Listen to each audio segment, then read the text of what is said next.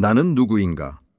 인간 의식만큼이나 오래된 이 질문은 수세기 동안 철학자, 시인, 그리고 조용한 성찰의 순간에 우리 각자를 괴롭히며 울려 퍼집니다. 우리는 스스로를 안다고 믿으며 우리 자신의 욕망, 신념, 동기에 대해 겉보기에 익숙한 채 세상을 항해합니다. 하지만 이 익숙함은 진짜일까요? 아니면 단지 위안을 주는 환상, 표면, 바로 아래에 놓인 복잡성과 모순의 심연을 숨기기 위해 세심하게 만들어진 가면일 뿐일까요? 프리드리히 니체만큼 이 가면을 강력하고 대담하게 벗겨내려 한 사상가는 거의 없습니다.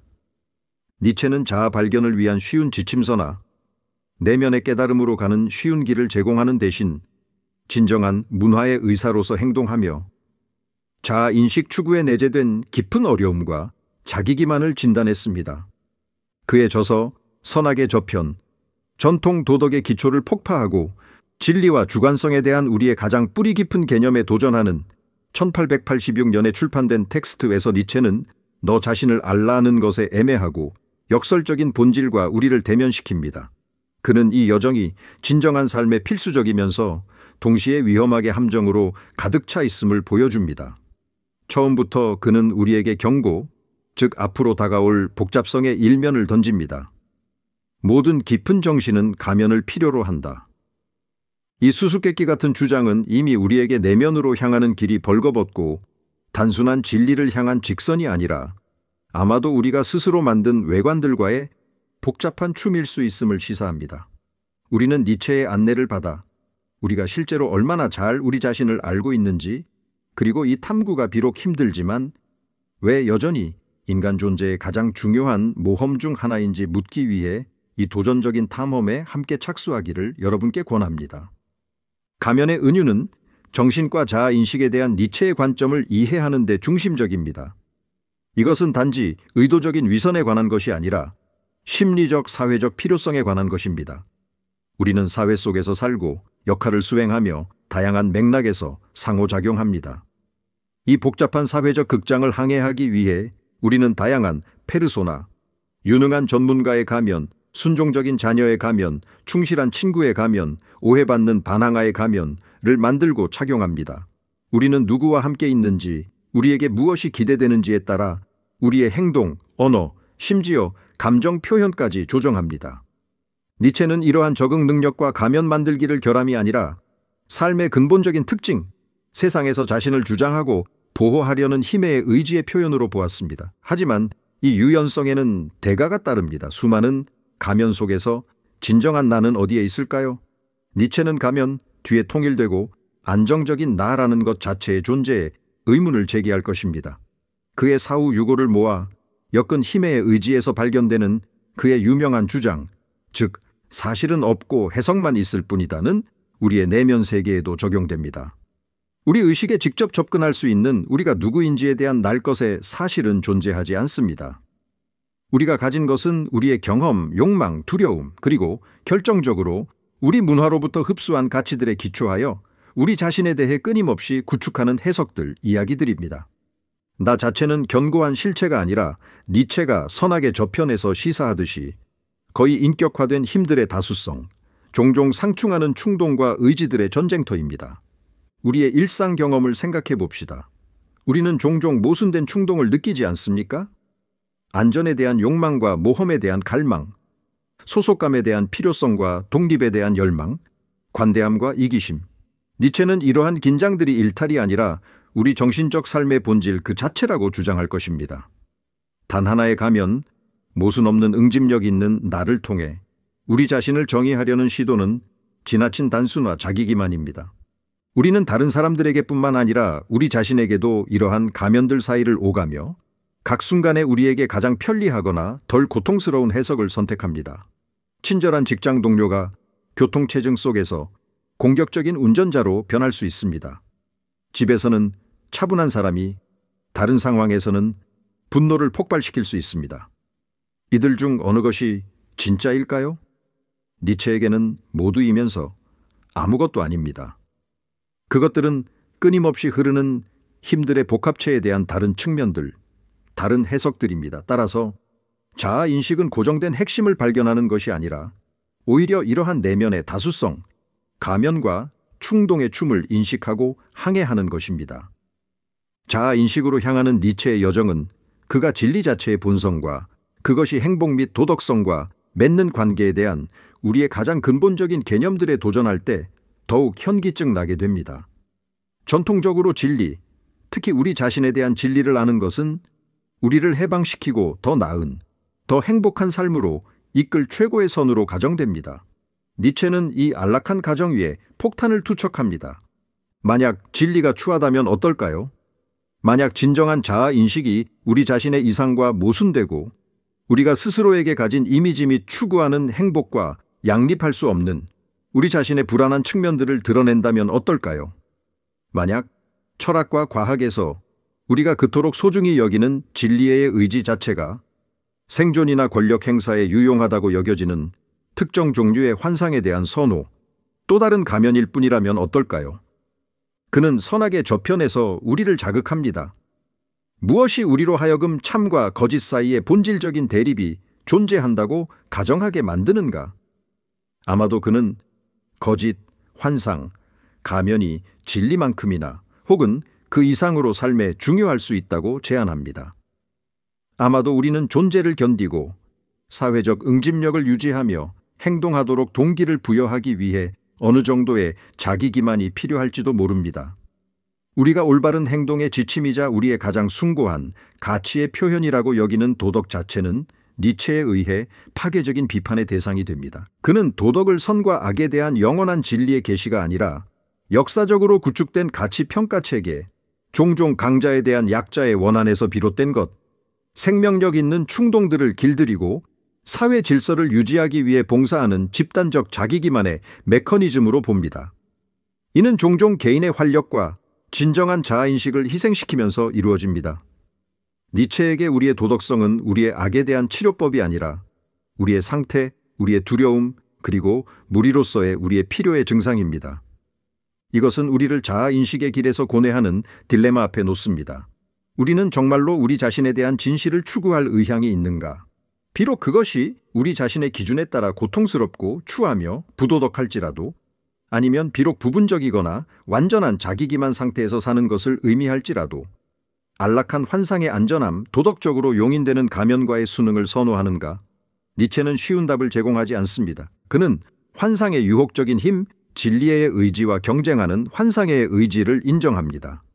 그의 관점에서 자아인식 추구는 드문 용기를 요구합니다. 즉, 우리의 신념과 행동뿐만 아니라 우리 자신과 세상을 판단하는 데 사용하는 바로 그 가치들조차도 그것들이 우리가 진정으로 뒤에 있는 것을 보지 못하게 막는 가면일 수 있음을 인식하며 질문할 용기입니다. 만약 우리 자신에 대한 진리가 추하거나 부도덕할 수 있다면 그것을 발견하는 과정은 단지 불편한 것을 넘어 진정으로 충격적일 수 있습니다. 니체는 자아인식을 낭만적으로 보지 않습니다. 그는 그것을 위험한 사업, 우리가 진실의 상처라고 부를 수 있는 것을 입힐 수 있는 것으로 제시합니다. 우리의 가장 어두운 충동, 이기적인 동기, 약점과 모순에 직면하는 것은 우리의 자기 이미지와 세계관의 기초를 흔들 수 있습니다. 그것은 우리로 하여금 관계, 삶의 선택, 충성심에 의문을 제기하게 만들 수 있습니다. 그것은 우리를 취약하고 방향을 잃고 심지어 파편화된 상태로 만들 수 있는 과정입니다. 니체가 선악의 저편에서 한 유명한 경고는 여기서 특히 강렬하게 울려 퍼집니다. 괴물과 싸우는 자는 스스로 괴물이 되지 않도록 조심해야 한다. 그리고 나가 오랫동안 시면을 들여다본다면 시면 또한 네 안을 들여다볼 것이다. 이 구절은 종종 외부의 악에 집착하는 위험에 대한 경고로 해석되지만 내면의 시면, 즉 자신의 그림자, 니체의 사상에 뿌리를 둔 융의 용어를 사용하자면 를 탐험하는 데에도 똑같이 강력하게 적용됩니다. 우리 안의 괴물들, 억압된 공격성, 질투, 잔인함이나 조종 능력에 직면할 때 우리는 그것들에 매료되거나 지배당할 위험 또는 그 발견으로 인해 냉소적이거나 쓰라리게 될 위험을 감수합니다. 이것이 바로 우리가 종종 본능적으로 우리 자신에 대한 특정 진실을 알지 않으려 하는 이유입니다. 우리는 내면의 모순과의 대면을 피하기 위해 무수한 방어 기제, 부정, 합리화, 투사를 사용합니다. 우리의 불안감을 드러낼 수 있는 어려운 대화를 미룹니다. 이기적인 행동을 이타적인 동기로 정당화합니다. 부분적으로 우리의 잘못인 실패에 대해 다른 사람을 비난합니다. 우리의 무능력이나 취약성을 드러낼 수 있는 상황을 피합니다. 우리는 진실을 엿보는 것이 너무 고통스러울 수 있기 때문에 이렇게 합니다. 그것은 우리가 세심하게 구축한 가면의 온전함을 위협할 수 있습니다. 니체는 이러한 회피 역시 힘의 의지의 표현, 비록 환상적일지라도 우리가 기능하고 통제감을 유지할 수 있게 해주는 자기 이미지를 보존하려는 의지이라고 말할 것입니다. 우리 자신 안에서 힘의 의지, 즉 지배, 주장, 성장을 향한 이 근본적인 충동, 종종 우리의 도덕성이 악하다고 간주하는 방식으로 작동하는 내 존재를 인식하는 것은 니체적 자아 인식의 가장 도전적이고 잠재적으로 충격적인 측면 중 하나입니다. 그것은 시면을 들여다보고 시선을 돌리지 않을 것을 요구합니다. 니체가 우리에게 총체적인 자아 인식이 궁극적으로 불가능할 수 있다는 생각과 마주하게 할 때 여정은 더욱 복잡해집니다. 우리는 우리 자신을 알려고 노력하지만 이 탐색에 사용하는 도구, 우리 자신의 의식, 우리의 성찰 능력은 본질적으로 제한적이고 결함이 있습니다. 우리는 스스로를 관찰하려는 관점 자체가 이미 관찰하려는 대상에 몰입되어 있는 상태에서 자기 자신의 사건에 대한 판사입니다. 우리의 자기 관찰이 단지 또 다른 해석, 또 다른 가면, 또 다른 편리한 합리화가 아님을 어떻게 확신할 수 있을까요? 니체는 다른 철학자들의 작업을 분석하면서 이러한 한계를 통렬하게 표현합니다. 그는 선악의 저편에서 다음과 같이 주장합니다. 지금까지 모든 위대한 철학자는 단지 저자의 개인적인 고백이자 일종의 비자발적이고 눈치채지 못한 회고록에 불과했다. 다시 말해, 객관적인 진리에 도달하려는 가장 엄격한 시도조차도 사상가의 심리, 편견, 무의식적인 필요에 의해 깊이 형성됩니다. 이것이 세상을 이해하려는 위대한 철학자들에게 해당된다면 우리 자신을 이해하려는 우리에게는 얼마나 더 해당될까요? 우리의 의식은 니체가 주장하듯이 단지 빙산의 일각일 뿐이며 실제로 우리를 지배하는 생리적, 본능적, 무의식적 과정의 작은 부분에 불과합니다. 우리 내부에서 일어나는 일의 대부분은 의식의 문턱 아래에서 발생합니다.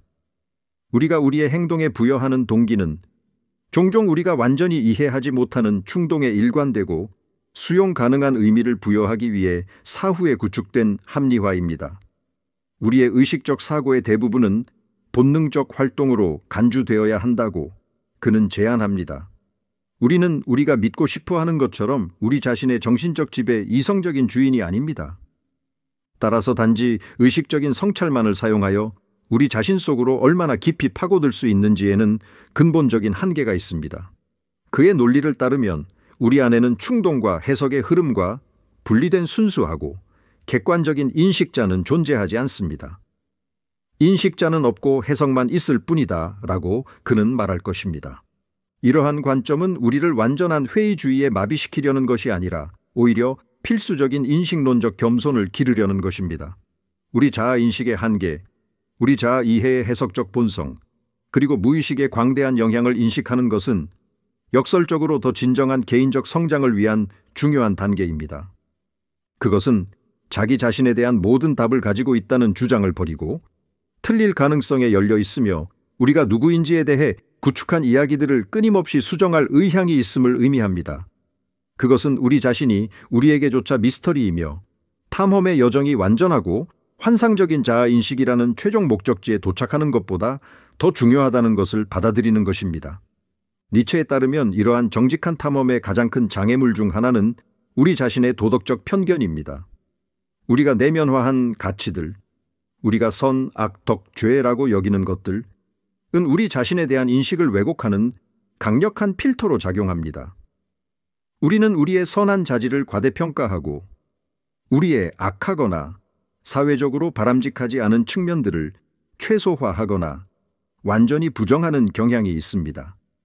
우리는 끊임없이 이러한 도덕적 기준에 비추어 우리 자신을 판단하며 이 판단은 우리 자신의 복잡성에 대한 더 중립적이고 호기심 많은 관찰을 방해합니다.